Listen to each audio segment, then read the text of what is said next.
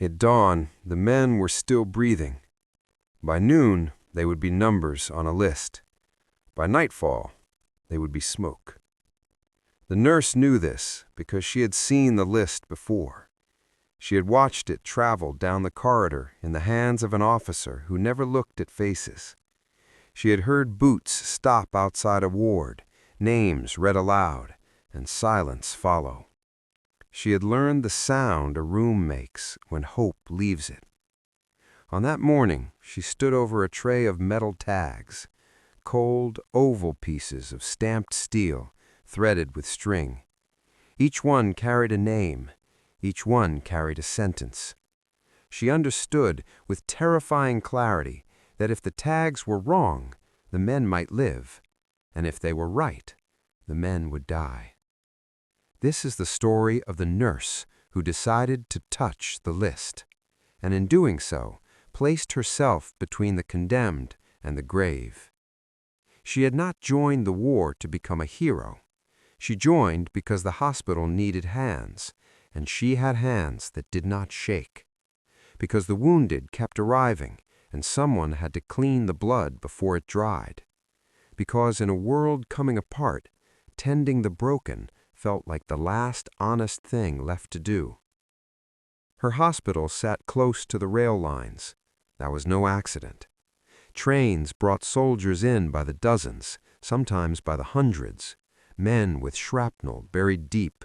Men burned, blinded, hollowed out by blast waves. Men who whispered for their mothers in languages no one spoke anymore. The uniforms changed depending on who controlled the town that month. Flags rose and fell. Orders were rewritten. But the wounded kept coming, and the hospital remained. At first, she told herself she was neutral.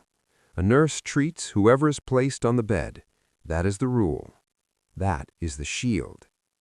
But neutrality does not survive long in a place where selections are made. It began quietly.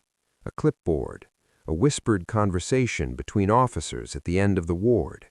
A new procedure, they said, nothing to worry about. Certain prisoners, they explained, were no longer worth treating.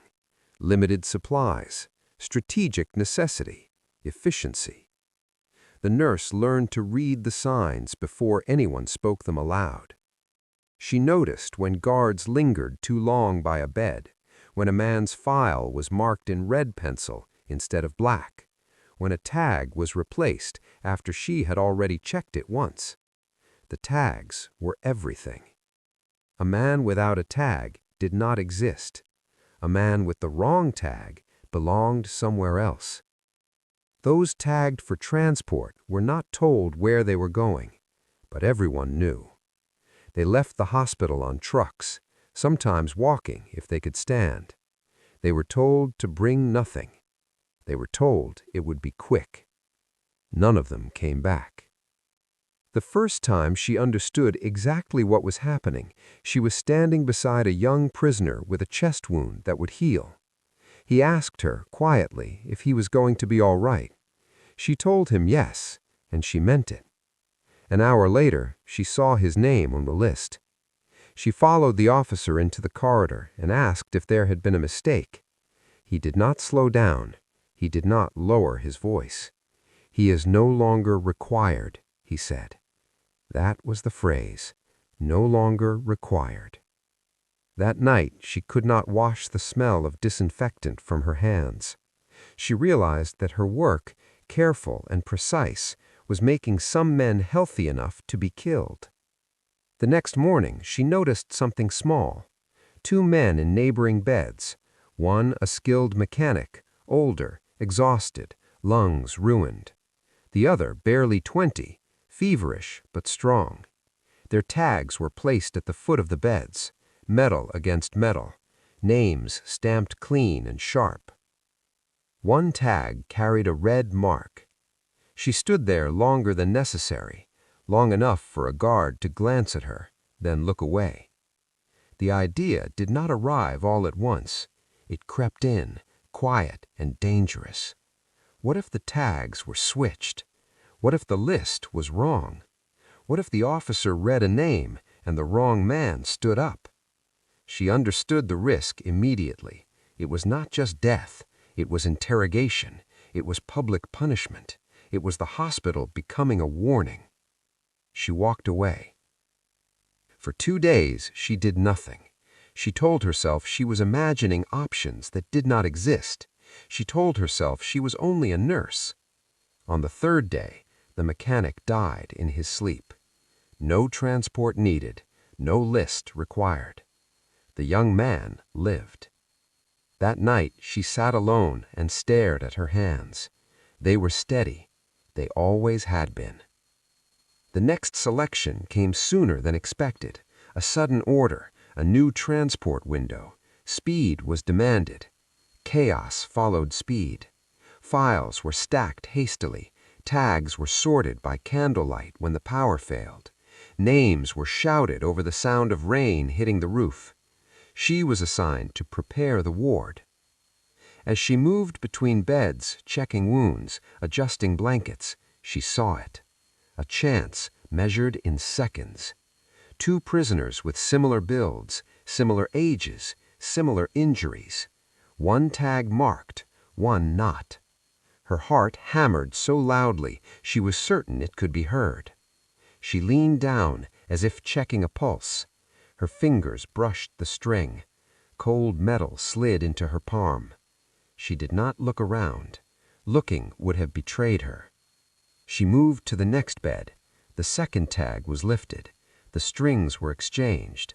The metal settled back into place. The entire act took less than 5 seconds. She stood up and continued down the row, her breathing even, her expression empty. Nothing happened. No alarm, no shout. The list was read. Names were called. The young man with the swapped tag stood when ordered. He hesitated, confused, then obeyed. The other man remained in bed, eyes wide, saying nothing. The truck doors closed. The nurse did not watch them leave. Hours later, when the ward was quiet, she returned to the beds. The man who remained was shaking. He whispered, "They called my name." She told him to be quiet. She told him to sleep. She told herself she would never do it again. The next week, she did it twice. Once became a pattern. A pattern became a system. She learned which officers rushed, which guards could be distracted with conversation, which times of day were safest. She learned to memorize names, to recognize accents, to choose men whose survival would not raise questions. She did not save everyone, she could not, but she saved some. Every switch felt heavier than the last. Every success carried the weight of those she could not reach. The hospital changed around her. Rumors moved faster than orders. Whispers of mistakes, of men arriving at camps who did not match their files. An investigation was mentioned, then denied, then mentioned again. One afternoon, an officer stopped her at the door. He asked how long she had been working the ward. She answered calmly. She always answered calmly. He asked if she found the work difficult. She said the work was the work. He studied her for a long moment. Then he smiled, thin and humorless, and let her pass. That night, she could not wash the smell of disinfectant from her hands. She realized that her work, careful and precise, was making some men healthy enough to be killed. The next morning, she noticed something small. 2 men in neighboring beds, one a skilled mechanic, older, exhausted, lungs ruined. The other barely 20, feverish but strong. Their tags were placed at the foot of the beds, metal against metal, names stamped clean and sharp. One tag carried a red mark. She stood there longer than necessary, long enough for a guard to glance at her, then look away. The idea did not arrive all at once. It crept in, quiet and dangerous. What if the tags were switched? What if the list was wrong? What if the officer read a name and the wrong man stood up? She understood the risk immediately. It was not just death. It was interrogation. It was public punishment. It was the hospital becoming a warning. She walked away. For 2 days, she did nothing. She told herself she was imagining options that did not exist. She told herself she was only a nurse. On the 3rd day, the mechanic died in his sleep. No transport needed, no list required. The young man lived. That night, she sat alone and stared at her hands. They were steady. They always had been. The next selection came sooner than expected. A sudden order, a new transport window. Speed was demanded. Chaos followed speed. Her fingers hovered above the tray, and for the first time since she began, they hesitated. The hospital was no longer a place of routine. It was a place of endings. Outside, engines idled. The sound crept through the walls like a warning. This transport would be different, larger, final. She knew what that meant. When armies retreat, they do not carry the unwanted with them. They erase them. The list was ruthless, names stacked without care. Men she had bandaged, men who had spoken to her in whispers, men who had already survived things that should have killed them. She made a decision that frightened her more than the first swap ever had. She would not be subtle. She moved the tags quickly now, decisively. Not just one pair, not just two. She swapped tags between the strongest and the weakest, between the young and the old, between those who could disappear into the chaos of evacuation and those who could not. She rewrote fate with trembling hands and a steady face. A guard passed by and paused, her body tensed, every muscle ready to freeze. He asked for a bandage. She handed it to him without looking up. The work continued. By the time the officer arrived to read the list, the tags were back in place.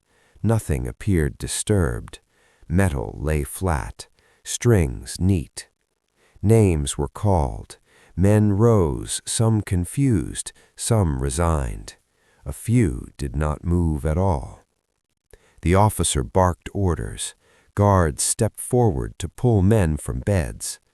That was when the first problem appeared. A man who should not have been able to stand did. Another, clearly fit for transport, remained where he was, staring at the ceiling. Voices rose. Files were checked again. The nurse stayed where she was, hands folded, eyes down. The officer frowned. He read the list again. Something was wrong. A guard was sent to fetch records. Minutes stretched thin. The nurse felt sweat collect at the base of her spine. She counted her breaths. In, out. If they checked the tags carefully, it would be over. If they followed the string back to the storage tray, it would be over. Then a truck engine backfired outside, a sharp crack like a rifle shot. Everyone flinched. The officer cursed. He waved his hand. "Take them," he said. "We do not have time." The guards obeyed. Men were pushed toward the door. Some stumbled. Some looked back, searching faces. The nurse did not meet their eyes. When the doors finally closed and the engines pulled away, the ward was left hollow and silent. She leaned against the wall, just long enough to keep from falling. She had done it. Too much. Too boldly. There would be consequences. They came that evening. An officer returned with 2 soldiers. He asked her name. She gave it. He asked where she had been during the transport. She told the truth. In the ward, doing her duties. He asked if she had noticed anything unusual. She paused just long enough to appear thoughtful. She said no. He stared at her as if trying to peel her skin away with his eyes. Then he nodded. For now, that was enough. The hospital was evacuated at dawn. Patients moved first, staff later. In the confusion, records were burned, files abandoned, tags scattered across floors already slick with mud and disinfectant. The nurse was reassigned, another town, another temporary building pretending to be a place of healing. Weeks passed, then months. The war shifted again, front lines bent and broke. She never knew exactly how many men she saved. She only knew the faces that stayed with her. One man, years later, found her. He was older, thinner, alive. He stood awkwardly in the doorway of the clinic where she now worked and waited until she noticed him. He did not say thank you at first. He only asked if she remembered the hospital by the rail lines. She nodded. He reached into his pocket and placed something on the table. A metal tag. Worn smooth, the name barely legible. "I was supposed to be dead," he said. She closed her fingers around the cold steel. News came slowly after the war ended. Stories surfaced. Lists were compared. Anomalies noted. Some men who should have vanished had not. Others, officially executed, were found alive in displaced camps. No one could explain it fully. There were rumors of clerical errors, of chaos, of luck. There was never an investigation that reached her name. Perhaps the truth was too uncomfortable, a reminder that even in systems built for death, small hands could jam the machinery. She returned to nursing. She did not speak of what she had done. When asked about the war, she spoke of exhaustion, of long nights, of wounds that never fully healed. That was true. But there were other wounds she carried, invisible ones. The faces of those she could not save, the sound of engines pulling away, the weight of tags in her calm. In her final years, when her hands finally did shake, she kept one tag in a drawer. No name, just a blank piece of metal. A reminder that sometimes survival is decided not by battles or generals, but by quiet choices made in narrow corridors, by people who refuse to accept the finality of a list. She was never decorated, never named in official histories. But somewhere, men lived full lives because she chose to touch the tags. Because she understood that in a world obsessed with numbers, humanity could still be rewritten, one name at a time.